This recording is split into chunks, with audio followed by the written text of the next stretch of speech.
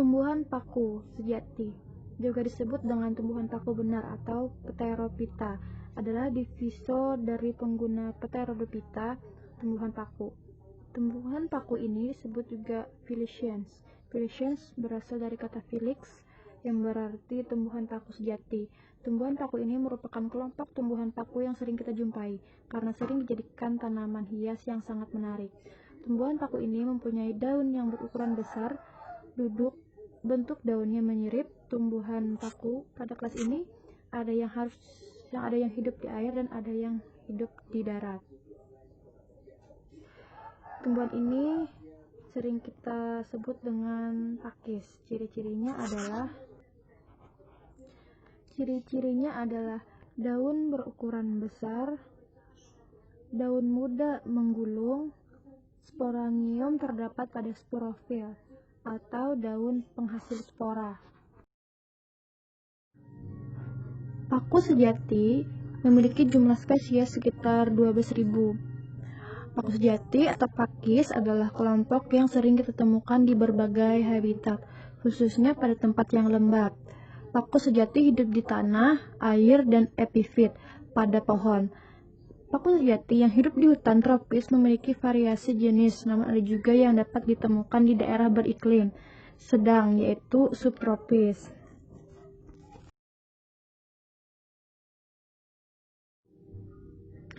Berdasarkan tempat hidupnya, paku sejati dikelompokkan menjadi 3, yaitu 1. Tumbuhan paku yang hidup di tanah seperti pada lereng pegunungan.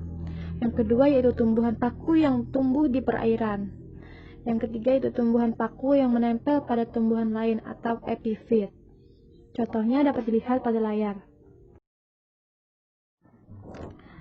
Struktur dan reproduksi paku sejati. Sporofit paku sejati memiliki akar, batang, dan daun. Ukuran batang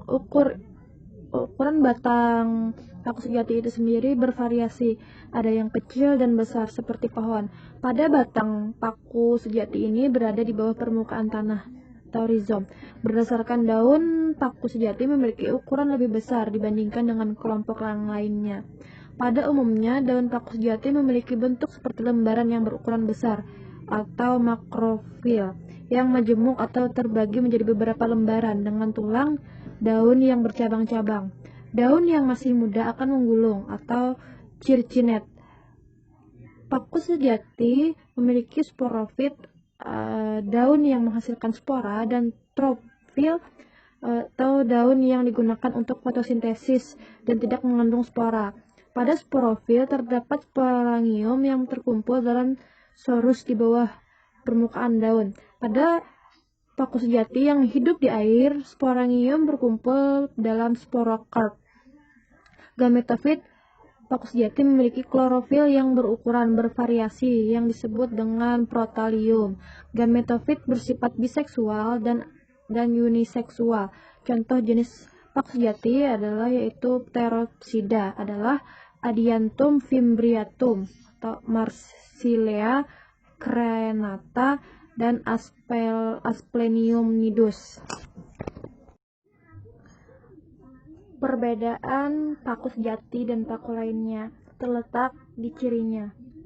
Paku purba bersifat homospor, memiliki daun kecil yang belum terdiferensiasi, dan ada yang tidak memiliki daun atau paku telanjang.